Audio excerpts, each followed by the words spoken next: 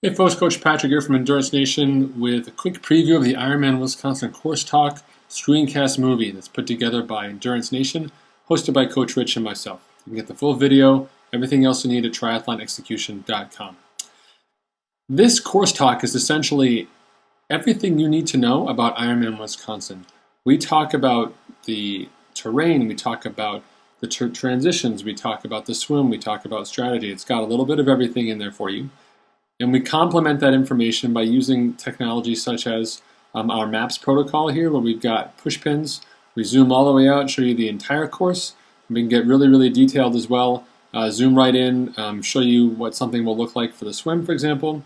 And then, of course, we've got a profile section for you, very unique, where you can actually see what the course is going to look like before you get there. And you have access to this map once you purchase the product. We complement all of that information with a pretty deep reserve of pictures. So now you know exactly what things are going to look like in transition, for example, before you get there. So you feel comfortable and you're at home. The full video is just over an hour and 45 minutes long, way more information than you could ever possibly need. Buy it, you get it for your iPod, your phone, and everything. Enjoy.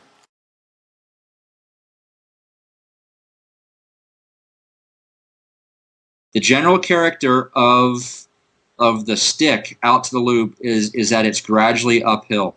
Okay, lots of false flats, lots of places where you think you're working hard, but you look down and you're only going 16 or 17. You don't really know why. It's a false flat. There's really nothing to note here. Let's see, my notes on Irish Lane. Yeah, great pavement on Irish Lane, and say hi to the second house on the left who fixed Patrick's bike on a course ride on '08. Oh yeah. When you make the right on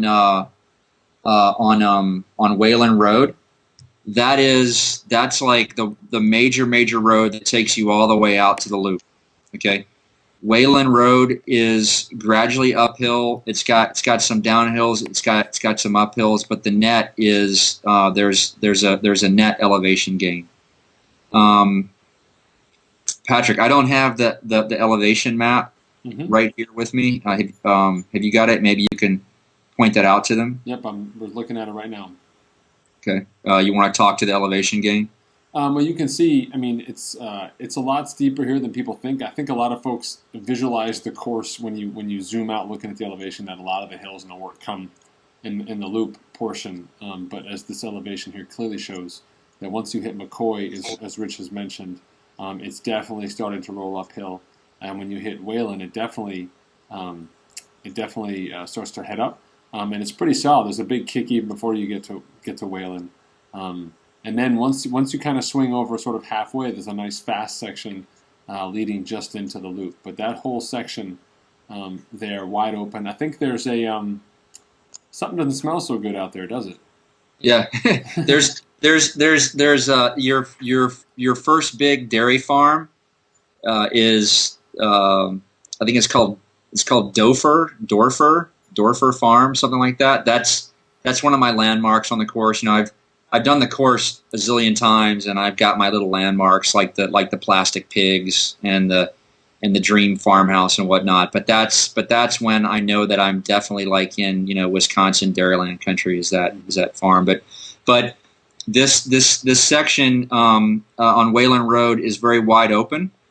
It can be windy on this coming back, not so much early in the morning, but there's lots of